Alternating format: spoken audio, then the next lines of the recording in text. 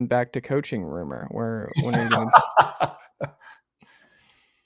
isn't that amazing? I mean, given his track record, when I say track record, people go, well, yeah, he wins a lot and they'll hire him. But everywhere he's gone, there's been a lot of eggs broken to make that omelet. I'll put it that way. Would you be surprised if he gets another big job? In your heart of heart, would you be surprised? I would not be surprised. No. That's just the way college football is, but I would be disappointed.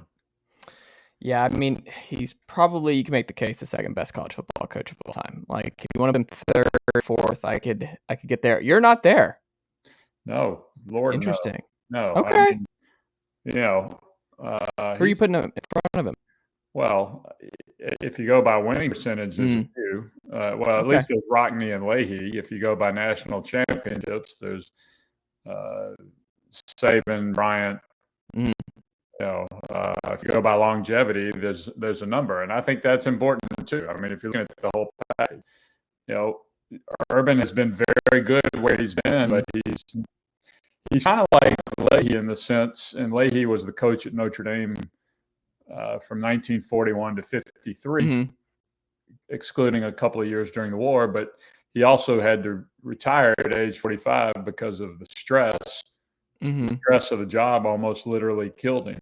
And Urban is kind of on that same pathway. So, but even if you say, okay, well, he's kind of like Leahy had a much better record and won more national championships. I guess for me, it always just comes down to, like, not many coaches can say they can win at Bowling Green, they can win at Utah, they can win at Florida, they can win at Ohio State, where you can just drop that coach in any part of the country and they're like, I'll recruit it, I'll do whatever, I'll figure it out. I think a lot of coaches, and it's just really, really difficult. And some of them now, we don't even get to see them really bounce around the group of five or move up from FCS to group of five to Power Five. A lot of it is you're a coordinator or you go from the NFL, but like, it seems like it's significant. The path that Urban took is not as common for a lot of coaches anymore. No, and we're now in a phase where guys are getting jobs in their mid-30s, and which Urban did, but it was in the MAC, and we're now seeing guys get those jobs in Power 5 schools, and that'll be a phase for a while until they decide, until the pendulum swings back to we need experience. So,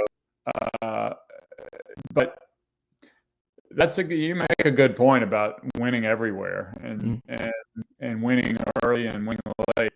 He's never not won. That's true. But I think, to me, he hasn't been able to sustain it personally because of his health. And, Florida became a train wreck.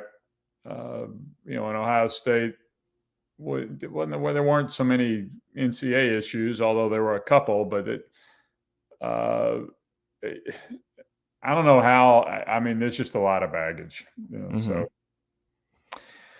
We'll see what happens, but it certainly seems like the wind is blowing in a return sooner rather than later on that front. But we shall see. What we also know, the greatest college football coach of all time that you're quite familiar with, Ivan, Nick Saban, locking in a contract extension to ruin my third Saturdays in October for the foreseeable future.